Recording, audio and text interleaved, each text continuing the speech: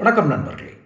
அண்ணாமலையை குறித்து, அதாவது பாஜகவினுடைய தமிழக பாஜகவின் முன்னாள் தலைவராக இருந்த அண்ணாமலை குறித்து பல விமர்சனங்கள் நாமே வைத்திருக்கிறோம். நடுநிலையான விமர்சனங்கள். அதில் அண்ணாமலையுடைய அன்பர்களுக்கு பெரிய வருத்தம் கூட இருக்கும். இப்போ நான் ஒன்று சொல்கிறேன். அண்ணாமலைக்கு பாராட்டுக்கள். எதற்காக?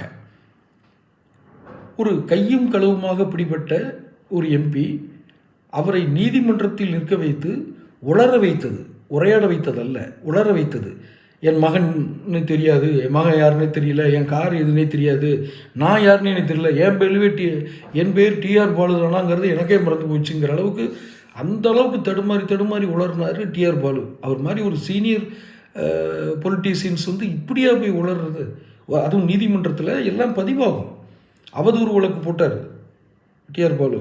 ஆனால் அண்ணாமலை குறுக்கு விசாரணை பண்ணுறேன்னு சொல்லி அவருடைய கேள்விகளுக்கு இவருடைய பதில்கள் பூரா, நான் எங்கே ஃபைனான்ஸ், உங்கள் தொழிலுக்கு யார் ஃபைனான்ஸ் பண்ணா?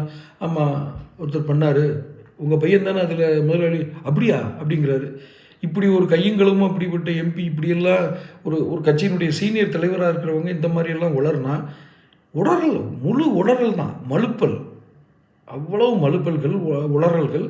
இதை செஞ்ச அண்ணாமலைக்கு தமிழகத்தின் நடுநிலை வாக்காளர்கள் நன்றி சொல்கிறார்கள். ஏன்னா மற்ற விமர்சனம், அண்ணாமலை மீது இருக்கக்கூடிய மற்ற விமர்சனங்கள், இதே நம்ம சேனல் வைக்கிறது வேற. ஆனால் திமுக போன்ற ஒரு ஊழல் நிறைந்த, உளறுவாயர்கள் நிறைந்த, இப்போ உளறுவாயர்களாக மாறிட்டாங்க.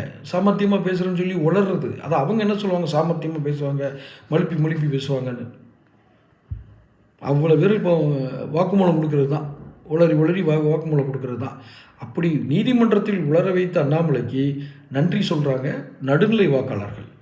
தொடர்ந்து அண்ணாமலை இது போன்ற விஷயங்களில் தலையிட்டால் அவர் கட்சிக்கும் வெற்றி கிடைக்கும், அவர் சார்ந்த கூட்டணி கட்சிகளுக்கும் வெற்றி கிடைக்கும், தமிழகத்தில் ஒரு நல்ல ஒரு ஆட்சி அமைக்க முடியும். தொடர்ந்து பேசுவோம். சேனல் சப்ஸ்கிரைப் பண்ணிக்கோங்க.